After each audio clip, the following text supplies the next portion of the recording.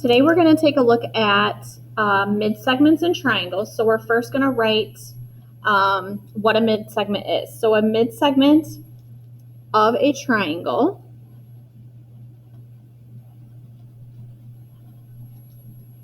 is a segment that contains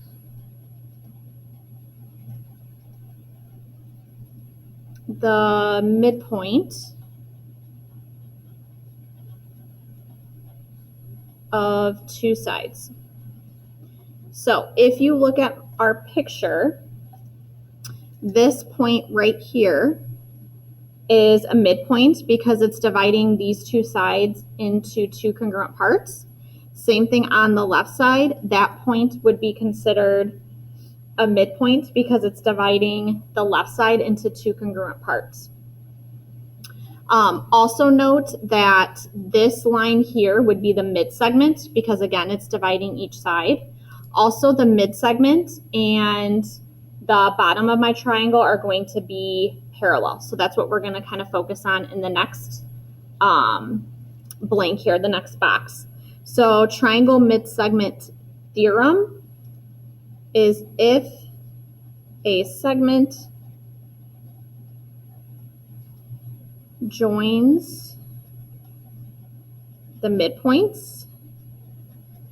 So how we have this middle line here is joining the two midpoints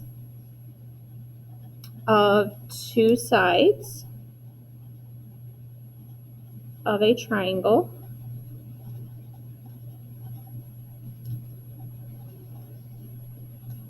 Then the segment is parallel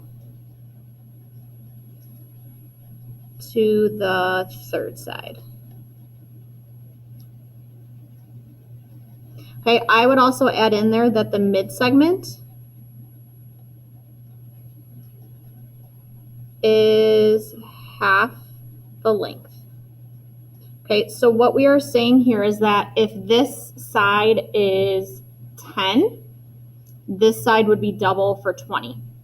So your mid-segment is always going to be half of that third side of your triangle. So if I'm looking down at example 1, this is kind of just some identifying key pieces. So what are three pairs of parallel segments in triangle DEF? So if I take note that R, T, and S are all midpoints because I'm dividing each of my segments into two congruent parts. So that would mean RS is going to be parallel, and I'm using the parallel symbol, to that third side, which is DF. Okay, my mid-segment RT would be the next one that I would go ahead and identify. That's going to be parallel to this EF side. And then my ST mid-segment would be the last one to identify. That's going to be parallel to the opposite side ED. So that mid-segment, for example, RS, is always going to be parallel to the opposite side of my triangle.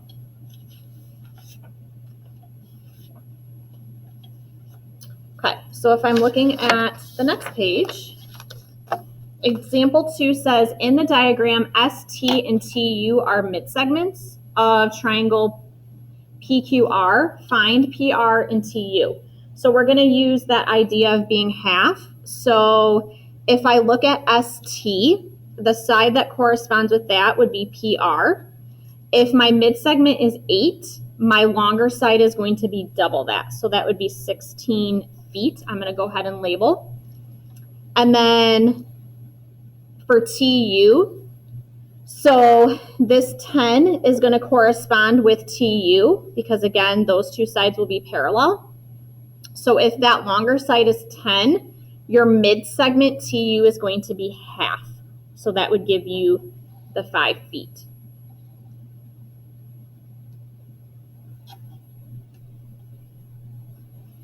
Okay, example 3, same idea. So we want to find MN and we want to find ZY. So if I'm looking at XZ, that's 26.5, and that's the mid-segment. So MN is going to be double that. So that would be 53 centimeters. And then ML is my longer side in my triangle. The mid-segment that corresponds with that is YZ. So YZ is going to be half, which is the 14 centimeters. So mid-segment is always going to be half of your third side of your triangle.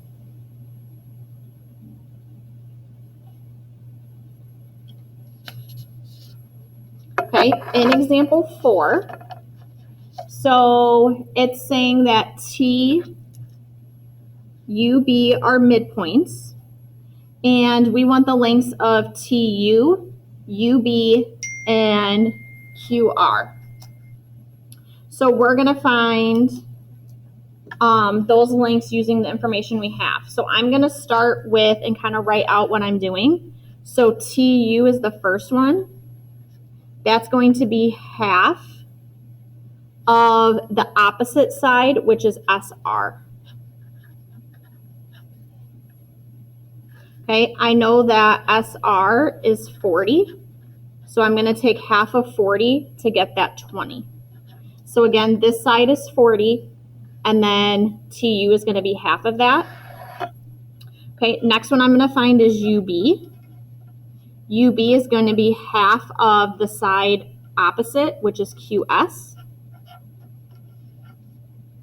And I know QS is 50. So half of 50 would be the 25.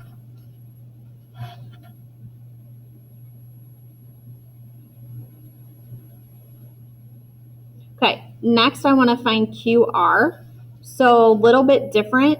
Here I am trying to find this bigger piece, and I know the smaller mid-segment. So I'm going to say the mid-segment is going to be half of that longer QR side. And then here, I know that TB is 30. So this one, a little bit different than the previous two. So I want to get QR information, so I would divide each side by 1/2 or multiply by 2. So QR is going to be 60. So there I was going the other way. I knew the smaller side, the mid-segment, so I needed to double to get to QR. Just pausing for a second.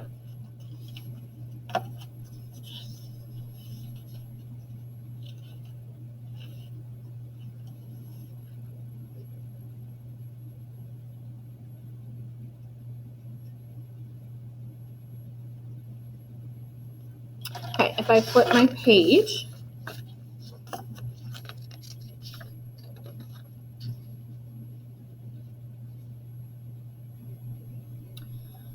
okay, so here I have kind of the same idea. I'm just getting a little more involved with my information. So X plus 2 is my mid-segment, and 18 is my opposite third side. So they have a 1/2 relationship. So I can look at DE, which is the mid-segment, is going to be half of that longer side. Once I set up that little equation, I can then plug in what I know. So DE is X plus 2, and then BC is 18. So I would have X plus 2, and half of 18 is 9. So if I solve for X, I would get 7. And then if I wanted to find what DE is, so DE is going to be X plus 2, I could plug in the 7 and get 9 for that DE side.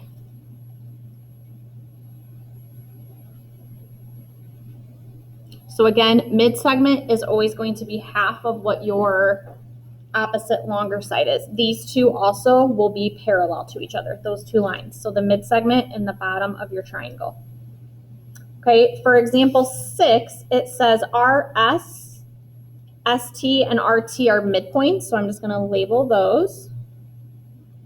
And we want to find the perimeter. So perimeter, we're going to add up all sides. Just a refresher.